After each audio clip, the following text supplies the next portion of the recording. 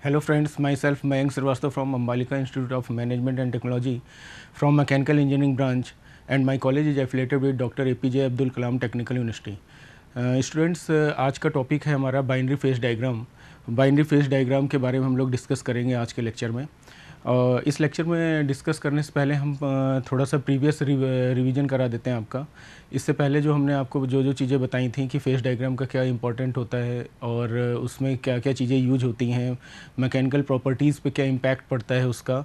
तो actually face diagram जो होता है वो हेल्प करता है रिकॉग्नाइज़ करने में। अगर आप कोई भी एलॉइंग मीन्स अगर दो मेटल को आपस में आप जोड़ते हैं, जैसे एलॉइंग जिसमें एलॉइंग एलिमेंट्स आपका 80% होना चाहिए और बेस मेटल आपका 20% होना चाहिए। तो उन मेटल्स को जब आप आपस में कंबाइन करते हैं, कंपोजिशन क्रिएट करते हैं, तो उनकी मैकेनिकल प्रॉपर्टीज़ पे इम्पैक्ट पड़ता है। तो उनकी मैकेनिकल प्रॉपर्टीज़ पे क्या क्या इम्पैक्ट पड़ता है, अगर वो जानना है आपको, या दो मेटल आपके एग्जैक्ट प्रॉपर कंपोजिशन कैसे होंगे उसके बारे में आपको पढ़ना है, तो आपको फेस डायग्राम के बारे में जानकारी होना बहुत इंपॉर्टेंट होता है।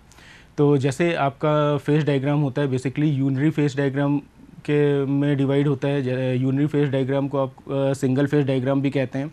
सेकंड आपका होता है बाइनरी फेस डायग्राम। बाइनरी जहाँ पे भी नाम आ जाए आप तुरंत समझ जाइए कि आपको दो फेस को आपस में या दो कंपोनेंट होंगे। Binary means more than one component. अगर दो कंपोनेंट होंगे उनको आपस में कंबाइन करना है तो बाइनरी फेस डायग्राम होता है। बाइनरी फेस डायग्राम इंपॉर्टेंट क्यों होता है? क्योंकि एक कंपोनेंट के बारे में या एक कंपोनेंट के मटेरियल्स के बारे में अगर आपको मेल्ट करते हैं या हीटिंग प्रोवाइड करते हैं और उसमें अगर आपको चेंजेस देखना होता है तो सिंगल से आसानी से पता चल जाता है। लेकिन बाइनरी में दो या दो से ज़्यादा कंपोनेंट जब भी ऐड करते हैं तो उसमें आपका जो माइक्रो स्ट्रक्चर होता है वो थोड़ा सा कॉम्प्लेक्स हो जाता है और उनके बारे में आपको पता होना बहुत इंपॉर्टेंट रोल प्ले करता है बाइनरी फेस डायग्राम में। क्यों? क्योंकि बाइनरी फेस डायग्राम में जब आप दो कंपोनेंट्स या उससे ज़्यादा कंपोनेंट ऐड करते हैं तो उनके माइक्रो स्ट्रक्चर्स में चेंजेस आते हैं। अब माइक्रो स्ट्रक्चर्स हमने आपको बताया था, जैसे आपका एफसीसी होता है, फेस क्यूबिक सेंटर्ड, बीसीसी होता है, बॉडी क्यूबिक सेंटर्ड। तो कब कितना टेम्परेचर ऐड करते हैं या कितने टाइम ड्यूरेशन के बाद या कौन कौन से कंपोनेंट को आप ऐड करते हैं तो उनके माइक्रो स्ट्रक्चर पे क्या फ़र्क पड़ता है, ये आपको पता होना चाहिए। अगर ये पता है तो आप फेस डायग्राम आसानी से रीड कर सकते हैं। सेकंड क्या होता है, जो भी मटेरियल आप ऐड करते हैं उनके मेल्टिंग पॉइंट्स आपको पता होने चाहिए। मेल्टिंग पॉइंट्स अगर बहुत पास हैं तो आसानी से ऐड होता है, अगर काफ़ी दूर हैं, काफ़ी दूर in the sense melting point temperature जो होता है दो कंपोनेंट के, जैसे मान लीजिए एक का 500 के आसपास है और दूसरा 1200-1300 के आसपास है।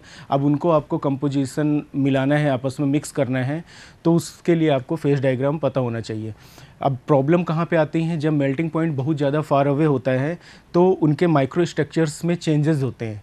तो जब माइक्रो स्ट्रक्चर्स में चेंजेस होते हैं, मान लीजिए एक एफसीसी है दूसरा बीसीसी है, जैसे ह्यूम रॉदरी में हमने आपको समझाया था, ह्यूम रॉदरी रूल्स में ही ये चीज़ था कि माइक्रो स्ट्रक्चर आपके सेम होने चाहिए तो आसानी से मिक्स होता है।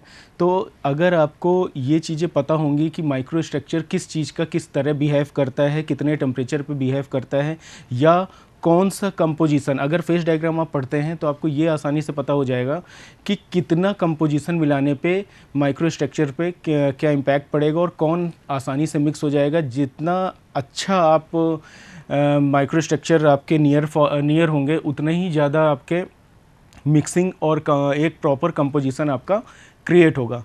तो हम लोग इस आज के लेक्चर में माइक्रो स्ट्रक्चर्स के बारे में पढ़ेंगे, उनके बिहेवियर्स के बारे में पढ़ेंगे, मैकेनिकल प्रॉपर्टीज़ कैसे कैसे डिफ़र करती है इनके बारे में पढ़ेंगे, कौन कौन सी मैकेनिकल प्रॉपर्टीज़ के ऊपर क्या क्या इम्पैक्ट पड़ता है इसके बारे में पढ़ेंगे।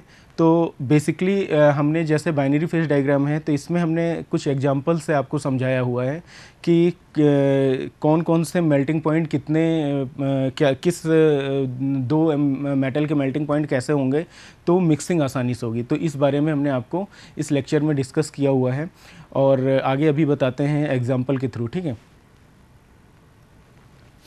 अब जैसे है कि different types of binary phase diagram. Binary phase diagram जो होता है वो जब आप with respect to time, with respect to temperature and with respect to composition of the other materials differ करता है। तो वही चीज़ है कि डिपेंडिंग ऑन स्मॉलर और लार्ज, मतलब स्मॉल या लार्ज अमाउंट में होगा दो कंपोनेंट तो उसके ऊपर डिपेंड करेगा, कंप्लीट और इनकम्प्लीट, मतलब फुल्ली कंप्लीट होगा मिक्सचर या इनकम्प्लीट होगा, उसके ऊपर डिपेंड करेगा। लिमिटेड और अनलिमिटेड सॉलिड सॉल्युबिलिटी, मतलब कि पूरी तरह से मिक्स होगा या अनलिमिटेड सॉलिड सॉल्युबिलिटी होगा ऑफ एलिमेंट्स एंड कंपाउंड, तो उसके ऊपर भी डिपेंड करता है। And also the melting points of two components, और जो इंपॉर्टेंट टर्म है जो हमने अभी डिस्कस करा था कि दो मेटल जिनको आपको मिक्स करना है उसके मेल्टिंग पॉइंट्स के ऊपर भी डिपेंड करता है फेस डायग्राम आपका। द बाइनरी फेस डायग्राम में फर्दर क्लासिफाइड एज फॉलोज, और जो बाइनरी फेस डायग्राम है वो जैसे जैसे आप कंपोजिशन मिलाते जाते हैं, जैसे जैसे टाइम बढ़ता चला जाता है, या जैसे जैसे आप टेम्परेचर राइज करते हैं, तो उनके ऊपर भी कुछ चेंजेज आते हैं या कुछ फेस आते हैं, उन्हीं के बारे में हम लोग अभी डिस्कस करेंगे। तो इसमें था कि डिपेंडिंग ऑन द स्मॉलर और large complete or incomplete, limited or unlimited solid solubility of element and compound, and also melting point of two components. The binary phase diagram may further be classified as, अब ये चार form में इन्हें classified किया गया, that is ईओटैक्टिक phase diagram. जो पहला हुआ वो आपका ईओटैक्टिक फेस डायग्राम बोला जाता है। कितने टेम्परेचर पे होता है, क्या उसका फेस डायग्राम होता है, क्या उसकी फेस रिएक्शंस होती हैं। एक्चुअली जब भी दो कंपोनेंट आपस में मिक्स होते हैं तो उनके केमिकल रिएक्शंस होते हैं, तो वो केमिकल रिएक्शंस कैसी होती हैं उसके बारे में भी नेक्स्ट स्लाइड में डिस्कस करते हैं। फिर आपका ईओटैक्टिक फेस डायग्राम, अब ईओटैक्टिक फेस डायग्राम में भी क्या उसमें क्या रिएक्शंस होती हैं, या कितने सॉलिड्स या कितने लिक्विड्स जब आप टेम्परेचर राइज करते हैं तो उसमें आपका ट्रांसफॉर्म हो जाते हैं, दो लिक्विड में या दो सॉलिड में, इसके बारे में डिस्कस करते हैं। फिर उसके बाद आपका पेरिटैक्टिक फेस डायग्राम है।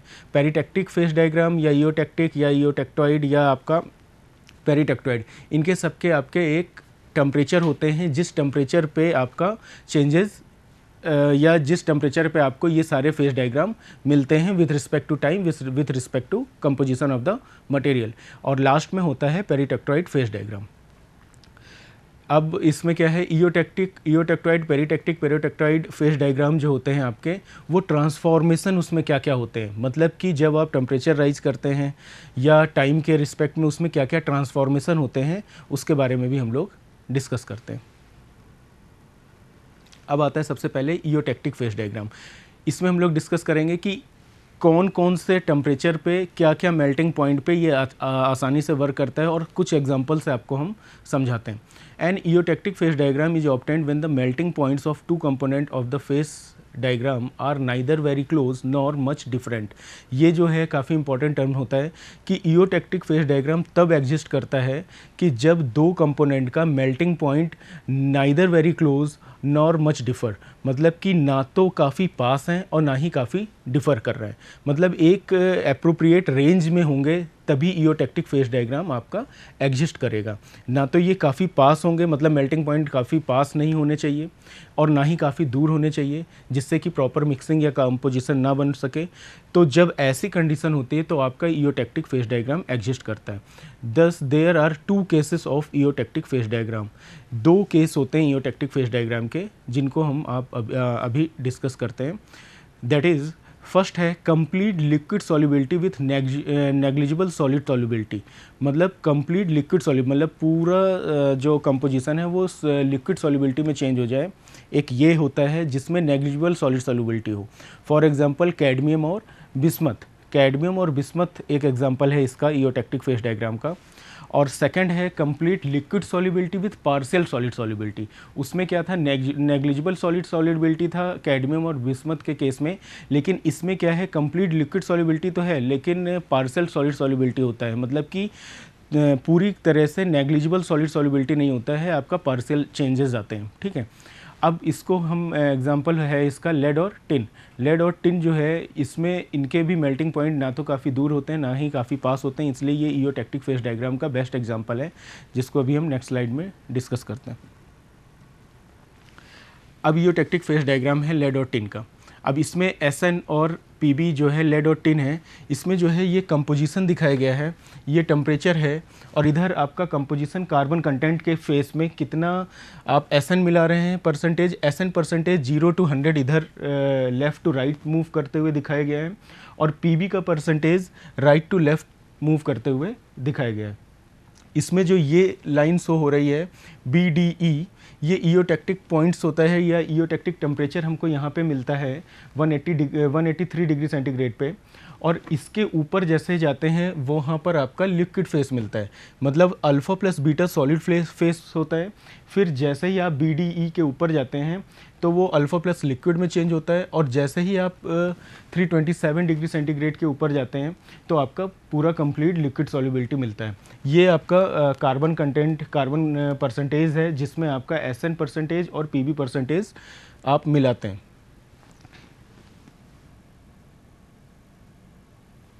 Face diagram of lead and tin system. Lead और टिन सिस्टम का जो फेस डायग्राम अभी दिखाया था उसी का ब्रीफ आपको कर रहे हैं। The phase diagram of lead and tin system shown in a figure, जो आपको प्रीवियस फिगर में भी हमने आपको दिखाया। Melting points of lead and tin are 327 degree centigrade and 232 degree centigrade. अब आप देखिए कि लेड का 327 डिग्री सेंटीग्रेड होता है और टिन का आपका 232 डिग्री सेंटीग्रेड होता है, मतलब नाइदर वेरी फॉर और नाइदर वेरी क्लोज, बहुत दूर भी नहीं है दोनों का मेल्टिंग टेम्परेचर और बहुत पास भी नहीं है। इसीलिए आपने यहाँ पर ईओटैक्टिक फेस डायग्राम का बेस्ट एग्जाम्पल लेड और टिन लिया, जो अभी हमने पहले भी डिस्कस करा था कि इनका टेम्परेचर बहुत दूर नहीं होना चाहिए मेल्टिंग पॉइंट, और बहुत पास भी नहीं होना चाहिए। ऐसे ही चीज़ें जब होती हैं तब आपका ईओटैक्टिक फेस डायग्राम एग्जिस्ट करता है। अब two phase region alpha plus beta and alpha plus L, अब अगर आप प्रीवियस स्लाइड में जाएं तो अल्फ़ा प्लस बीटा और अल्फ़ा प्लस एल, अब ये जो BDE लाइन है आपको जो यहाँ पे शो हो रही है, ये डिफरेंस शो करती है अल्फ़ा प्लस बीटा और अल्फ़ा प्लस एल के बीच में, alpha plus beta beta plus L के बीच में, और सेम इसी तरह इसके और लिक्विड फेस के बीच में। तो ये 3 फेस होते हैं जिनके फेस का डिफरेंस BDE लाइन शो करती है। इसे ईओटैक्टिक टेम्परेचर बोला जाता है, जो कि 183 होता है।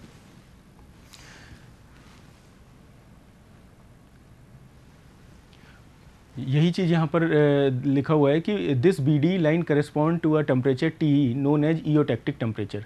उसके बाद composition at point D is called eutectic composition, और जो कंपोजिशन मतलब तीनों फेस जहाँ पर मिलते हैं, कंबाइंड होते हैं पॉइंट D पर, उसे ईओटैक्टिक कंपोजिशन पॉइंट्स बोला जाता है।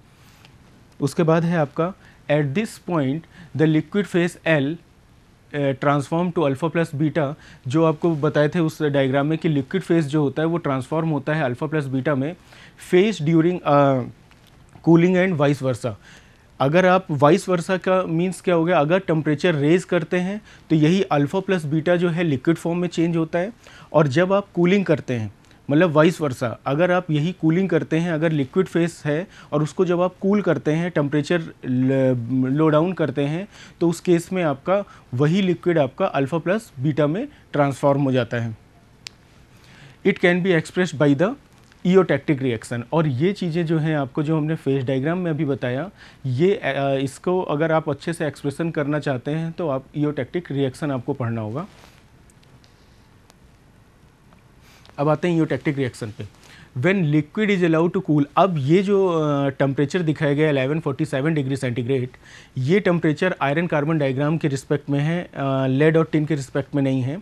तो अगर इसको आप समझते हैं तो इसमें देखिए लिखा हुआ है कि अगर 1147 डिग्री सेंटीग्रेड से बिलो लेकर के आते हैं तो एक लिक्विड जो है वो 2 सॉलिड में चेंज होता है। तो ये ईओटैक्टिक रिएक्शन होती है कि एक लिक्विड को अगर 2 सॉलिड फॉर्म में, अब यहीं पर आप समझ सकते हैं कि फेस ट्रांसफॉर्मेशन कैसे हो रहा है। एक लिक्विड को अगर आप कूल डाउन करते हैं 1147 डिग्री सेंटीग्रेड तो वो 2 सॉलिड में चेंज होता है। वही चीज़ है कि when a liquid is allowed to cool below 1147 degree centigrade the resultant product will be a mixture of 2 different solid. जो रिजल्टेंट प्रोडक्ट मिलेगा वो डिफरेंट सॉलिड का प्रोडक्ट मिलेगा। वो कौन से डिफरेंट सॉलिड होंगे कि जो सेकेंड रिएक्शन में दिखाया गया ऑस्टेनाइट है आपका, और आपका सीमेंटाइट है, Fe3C से इसको डिनोट करते हैं। तो एक लिक्विड जो है 2 सॉलिड में ट्रांसफॉर्म हो गया, किसकी हेल्प से? फेस रिएक्शन या बाइनरी फेस रिएक्शन को अगर आप समझेंगे तो उसकी हेल्प से। और कूलिंग डाउन जो है, कूलिंग टेम्परेचर जो है वो 1147 डिग्री सेंटीग्रेड रहा। और क्या चीज़ इसमें इंपॉर्टेंट होता है? कार्बन परसेंटेज, क्योंकि कोई भी फेस ट्रांसफॉर्मेशन होता है वो कब होगा? जब आप टेम्परेचर राइज करेंगे या टेम्परेचर कूल करेंगे और उसमें कार्बन कंटेंट कितना मिलाएंगे उसके ऊपर भी डिपेंड करता है कि कब एक लिक्विड दो सॉलिड में चेंज होता है। तो इयोटेक्टिक रिएक्शन में एक लिक्विड दो सॉलिड में चेंज होता है, वो दो सॉलिड ऑस्टेनाइट और सीमेंटाइट होते हैं। अब ये जो ऑस्टेनाइट और सीमेंटाइट है, जब अभी आगे आपको पढ़ाएंगे तो इनके माइक्रो स्ट्रक्चर, ये जो ऑस्टेनाइट है और सीमेंटाइट है, ये माइक्रो स्ट्रक्चर है। अब वो माइक्रो स्ट्रक्चर हेल्प करेगा आपको दूसरा कंपोनेंट को मिक्स करने में। तो किस टेम्परेचर पे, ये टी टेम्परेचर पे आपका इयोटेक्टिक टेम्परेचर मिलता है, डी पॉइंट पे इयोटेक्टिक रिएक्शन मिलता है या इयोटेक्टिक कंपोजिशन मिलता है, और उसके बाद कार्बन परसेंटेज जो होता है वो 4.1% होता है, जिस पे आपका ये रिएक्शन आपको मिलती है। Liquid iron is mixed with 4.1% of carbon and allow to cool down, then the above reaction takes place below 1147 degree centigrade पे। मतलब अगर किसी भी लिक्विड आयरन पे, मतलब मोल्टेन आयरन पे आप अगर 4.1% कार्बन मिलाते हैं और उसको कूल डाउन करते हैं 1147 डिग्री सेंटीग्रेड पे, तब जाकर के आपको ये इयोटेक्टिक रिएक्शन फॉर्म होती है, जिसमें एक लिक्विड जो है दो सॉलिड में फॉर्म होता है और दो सॉलिड जो होते हैं वो आपके माइक्रो स्ट्रक्चर ऑस्टेनाइट और सीमेंटाइट होते हैं। फिर फर्दर डिस्कस करते हैं इयोटेक्टोइड फेज डायग्राम पे। इयोटेक्टोइड फेज डायग्राम वर्किंग या उसके कंपोजिशन पे यहाँ पे भी डिपेंड करेगा, टेम्परेचर पे ही डिपेंड करेगा, वॉइस वर्सा जहाँ पे हो वो कूलिंग और टेम्परिंग दोनों के ऊपर डिपेंड करता है। तो सेम इसी तरह in eutectoid system a solid phase replaces a liquid phase of eutectic system. मतलब कि इयोटेक्टोइड सिस्टम में क्या होता है, सॉलिड फेस जो होता है वो रिप्लेस हो जाता है एक लिक्विड फेस से। अब इसमें देखिए आपका एक सॉलिड फेस जो रिएक्शन में दिखाया गया है कि गामा सॉलिड फेस माना गया, आयरन कार्बन डायग्राम से लिया गया है ये। अब जब उसको कूल करते हैं तो alpha plus beta solid phase, मतलब कि एक सॉलिड जो है दो सॉलिड में ट्रांसफॉर्म हो जाता है। वहाँ पर एक लिक्विड इयोटेक्टिक के केस में एक लिक्विड दो सॉलिड में ट्रांसफॉर्म होता था, और यहाँ पर एक सॉलिड जो है वो दो सॉलिड में ट्रांसफॉर्म होता है। ये दोनों सॉलिड आपके फेस हैं, दो सॉलिड फेस हैं अल्फ़ा प्लस बीटा। और यही अगर वाइस वर्सा की बात करें, मतलब कि ये कूलिंग के केस में हुआ था, अगर हीटिंग करते हैं अल्फ़ा प्लस बीटा को हीट करते हैं तो एक गामा सॉलिड फेस मिलता है। मतलब दो सॉलिड फेस ट्रांसफॉर्म हो जाता है एक सिंगल फेस में। अगर कूल करते हैं तो एक सिंगल सॉलिड फेस ट्रांसफॉर्म होता है दो सॉलिड फेस में। तो ये है आपका इयोटेक्टोइड फेस डायग्राम, इयोटेक्टोइड फेस रिएक्शन। अब इयोटेक्टोइड फेस रिएक्शन, जैसे वहाँ पर एक लिक्विड दो सॉलिड में चेंज हुआ तो उसमें कौन कौन सी चीज़ें मिली थी आपको, और इसी तरह सेम यहाँ पर क्या है, एक सॉलिड दो सॉलिड में चेंज हुआ। अब इसमें क्या होता है कि when a solid is allowed to cool 727 degree centigrade. अब जब आप इयोटेक्टिक की बात कर रहे थे तो उस केस में कूलिंग हो रही थी 1147 डिग्री सेंटीग्रेड पे। एक लिक्विड को कूल करते थे तो दो सॉलिड मिलते थे, और यहाँ पर क्या हो रहा है, एक सॉलिड को जब आप कूल कर रहे हैं तो दो सॉलिड मिल रहे हैं, और वो भी टेम्परेचर कितना है, सब कुछ जो भी रोल प्ले हो रहा है इस रिएक्शंस को फॉलो अप करने में, वो सब कुछ टेम्परेचर के ऊपर डिपेंड कर रहा है और कार्बन परसेंटेज के ऊपर डिपेंड कर रहा है। वहाँ 1147 था, यहाँ कितना है 727। तो इससे क्या पता चला, अगर कोई भी लिक्विड आयरन में आप 0.15% कार्बन ऐड करते हैं और उसका टेम्परेचर कूल डाउन करते हैं बिलो 727 डिग्री सेंटीग्रेड, तो आपको इयोटेक्टोइड रिएक्शन मिलती है। तो वही चीज़ है कि when a solid is allowed to cool below 727 degree centigrade, the resultant product will be a mixture of two solid. एक सॉलिड दो सॉलिड में ट्रांसफॉर्म हो जाता है 727 डिग्री सेंटीग्रेड में। तो बाइनरी फेज डायग्राम से क्या पता चला कि जब आप दो चीज़ों को मिक्स कर रहे थे और कूल कर रहे थे 1147 में, तो एक सॉलिड दो सॉलिड में ट्रांसफॉर्म हो रहा था। और अब क्या है, अगर आप यही कूलिंग और बढ़ा करके 727 डिग्री सेंटीग्रेड कर दे रहे हैं, तो यही फेस डायग्राम आपका इयोटेक्टोइड रिएक्शन में चेंज हो जाता है या इयोटेक्टोइड फेस डायग्राम में ट्रांसफॉर्म हो जाता है। अब इसमें कौन कौन से दो सॉलिड्स मिलते हैं, वो है आपका फेराइट, अल्फ़ा फेराइट और सीमेंटाइट। सीमेंटाइट वहाँ पे भी था, लेकिन यहाँ पर अल्फ़ा फेराइट प्लस हो गया, और वही चीज़ लिखा हुआ है कि the liquid iron is mixed with 0.15%। Actually जब आप फेस डायग्राम पढ़ेंगे तो आपको पता चलेगा कि कितने परसेंटेज मिलाने पर आपको स्टील मिलता है, फिर कितना परसेंटेज ऑफ कार्बन मिलाने पे कास्ट आयरन मिलता है, फिर और कितना परसेंटेज मिला देते हैं तो आपको पिग आयरन मिलता है। तो वो जो परसेंटेज है, उस परसेंटेज के बीच में, जैसे मान लीजिए आपका 2 से 4.1 परसेंटेज है, अब उसके बीच में जैसे जैसे कार्बन कंटेंट मिलाएंगे वैसे वैसे आपका फेस चेंज होता चला जाएगा। कभी एक लिक्विड 2 सॉलिड में, कभी एक सॉलिड 2 सॉलिड में ट्रांसफॉर्म होगा। तो ये फेस जो है टेम्परेचर के ऊपर डिपेंड कर रहा है और हर कंपोजिशन पे चेंज हो रहा है। तो वही आपका ईओटेक्टोइड फेस डायग्राम होता है, जिसमें आपका 727 डिग्री सेंटीग्रेड पे कूल करते हैं और एक सॉलिड 2 सॉलिड में चेंज होता है। फिर आते हैं पेरिटेक्टिक फेस डायग्राम में। जैसे हमने ईओटेक्टिक की बात करी थी तो वहाँ पर हमने लेड और टिन का एग्जांपल लिया था। सेम उसी तरह अब मेल्टिंग पॉइंट के ही ऊपर डिपेंड करता है और यहाँ पर गोल्ड और लेड के का एग्जांपल से आपको इसको हम डिस्क्राइब करते हैं। पेरिटेक्टिक में एक्चुअली होता क्या है कि such a phase diagram is obtained when a melting point of two component differ too much from each other. अब वहाँ पर क्या था, neither too much nor too far, मतलब बहुत ज़्यादा डिफरेंस नहीं था ईओटेक्टिक में और बहुत कम भी नहीं था, काफ़ी पास भी नहीं था और काफ़ी दूर भी नहीं था मेल्टिंग पॉइंट। लेकिन यहाँ पर क्या है, अगर कोई भी मटेरियल का मेल्टिंग पॉइंट काफ़ी दूर है, मतलब डिफरेंस काफ़ी ज़्यादा है, तो उस केस में आप जो भी फेस मिलेगा वो आपको पेरिटेक्टिक फेस डायग्राम में आएगा। तो वही चीज़ है कि such a phase diagram is obtained when a melting point of two components differ too much from each other. दो कंपोनेंट जब एक दूसरे से काफ़ी ज़्यादा डिफर करेंगे तो आपका जो भी डायग्राम होगा वो आपका पेरिटेक्टिक फेस डायग्राम कहलाता है। इसमें क्या है, गोल्ड और लेड का एग्जांपल है। For example gold and lead system, the melting point of gold and lead is, अब गोल्ड का कितना होता है 1063 डिग्री सेंटीग्रेड, 1063 डिग्री सेंटीग्रेड होता है in comparison to lead. Lead का क्या हो गया 327 डिग्री सेंटीग्रेड। अब आप देखिए दोनों में काफ़ी ज़्यादा डिफरेंस है, 736 डिग्री सेंटीग्रेड का डिफरेंस है, वास्ट डिफरेंस एग्जिस्ट कर रहा है दोनों के बीच में। तो जहाँ पर भी दो मेटल ऐसे हों जिनका मेल्टिंग पॉइंट काफ़ी ज़्यादा है, वहाँ पर आप पेरिटेक्टिक फेस डायग्राम आपका एग्जिस्ट करेगा। अब यहाँ पर 736 डिग्री सेंटीग्रेड का डिफरेंस है, तो आपने गोल्ड और लेड का एग्जाम्पल चूज़ करा। एक और एग्जाम्पल हम लेते हैं जो कि सिल्वर और प्लेटिनम का है। Another example of silver and platinum system shown in a figure, अभी डायग्राम में हम आपको दिखाएंगे सिल्वर और प्लेटिनम का। The difference in melting point of platinum is 1769 degree centigrade, मतलब जो आपका डिफरेंस है वो आपका सिल्वर का मेल्टिंग पॉइंट 1769 डिग्री सेंटीग्रेड होता है, प्लेटिनम का और सिल्वर का 961 डिग्री सेंटीग्रेड होता है। और डिफरेंस कितना हो गया 800 डिग्री सेंटीग्रेड।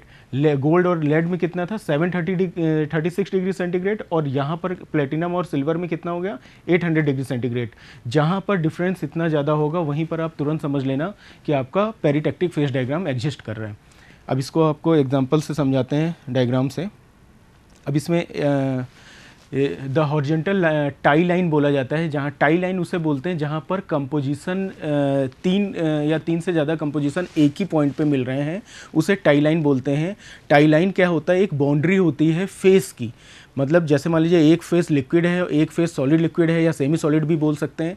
तो अब उनके बीच का जो भी लाइन होगी उसे टाई लाइन बोलेंगे, या जो भी बाउंड्री होगी उसे टाई लाइन बोलेंगे। और जिस टेम्परेचर पे होगा वो आपका पेरिटेक्टिक टेम्परेचर होगा। अगर आप पेरिटेक्टिक फेस डायग्राम की बात कर रहे हैं तो वो पेरिटेक्टिक टेम्परेचर कहलाएगा।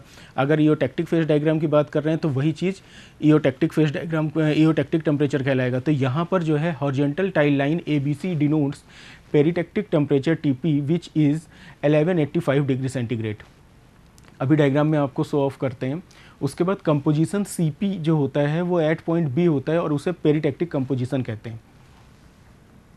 जैसे ये डायग्राम है आपका, अब इसमें ये जो है ABC जो है ये आपका टाई लाइन है। टाई लाइन क्यों बोला गया, क्योंकि अल्फ़ा प्लस लिक्विड और बीटा प्लस लिक्विड इनको ये डिफ़र कर रहा है, प्लस अल्फ़ा प्लस बीटा और बीटा प्लस लिक्विड को ये लाइन आपकी डिफ़र कर रही है। डिफ़र मतलब एज अ बाउंड्री वर्क कर रही है। तो जब एज अ बाउंड्री वर्क करेगी तो इन्हें आप टाई लाइन बोलेंगे। क्यों, क्योंकि तीन फेस को ये डिफ़र कर रही है, एक अल्फ़ा प्लस L, दूसरा अल्फ़ा प्लस बीटा और तीसरा बीटा प्लस L।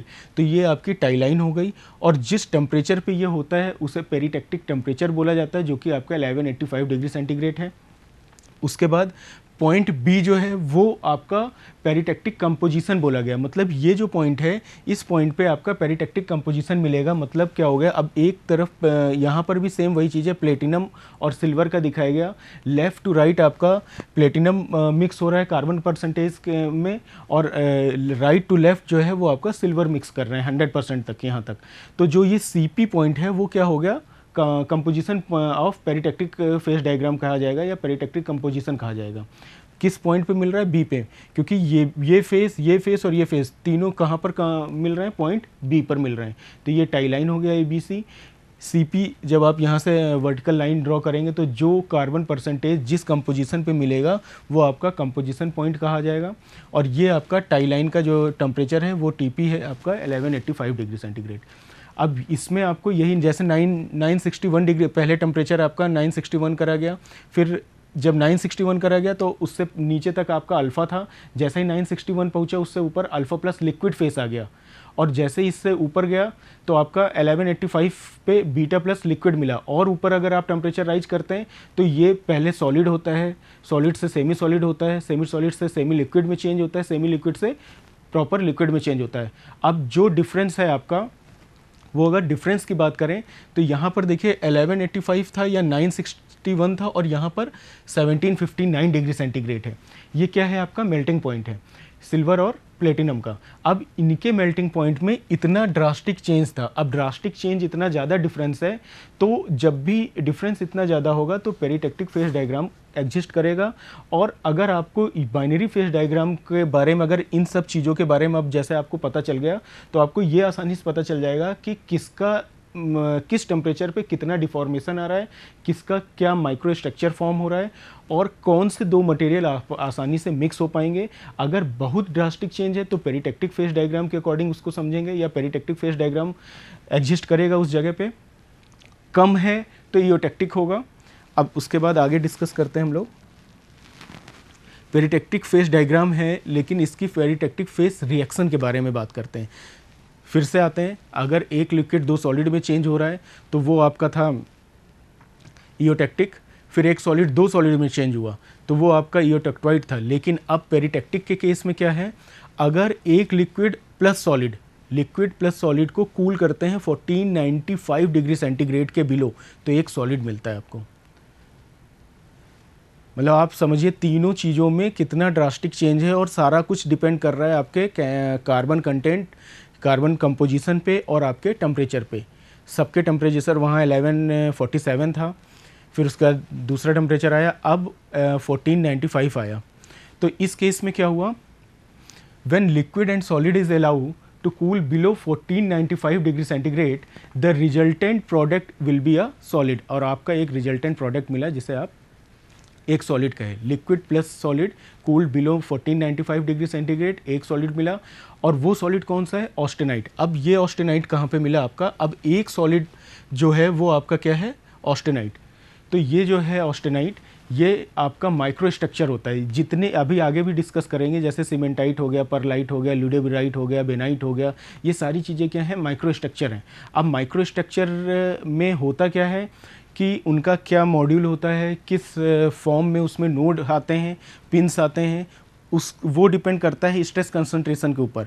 अगर जैसे जैसे आपका मान लीजिए किसी में आपका सार पे जा रहा है, तो जब सार पे जाएगा तो उस जगह आप समझ लेना कि स्ट्रेस कंसंट्रेशन एक पॉइंट पे है, जिसके कारण अब क्या हो गया, ब्रिटलनेस की क्वालिटी इनकलकेट हो जाएगी।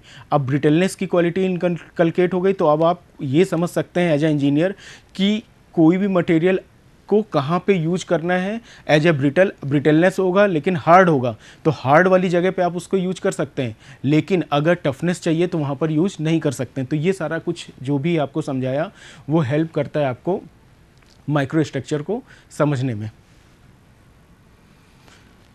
सेम वही चीज़ अगर आप उसके केस में बात करें तो पेरिटेक्टिक रिएक्शन होता है। Such phase diagram involves the transformation of two phases into a different solid phase on cooling and vice versa. Cool करेंगे, दो फेस एक सिंगल फेस में चेंज होगा या वाइस वर्सा होगा। उसकी reaction gamma plus beta solid को अगर आपने कूल करा तो एक अल्फा सॉलिड मिला। तो ये पेरिटेक्टिक रिएक्शन था। तो आज हमने जो भी चीज़ें आपको डिस्कस करी वो बाइनरी फेस डायग्राम में जितने 4 टाइप्स के होते हैं उसके बारे में डिस्कस करा, और उनका क्या बेनिफिट मिलता है एज ए इंजीनियर उसके बारे में डिस्कस करा। तो और उनका आप मैकेनिकल प्रॉपर्टीज़ में क्या इम्पैक्ट पड़ता है उसके बारे में डिस्कस करा। तो बाकी चीज़ें हम नेक्स्ट लेक्चर में कवर अप करते हैं। Okay, thanks a lot.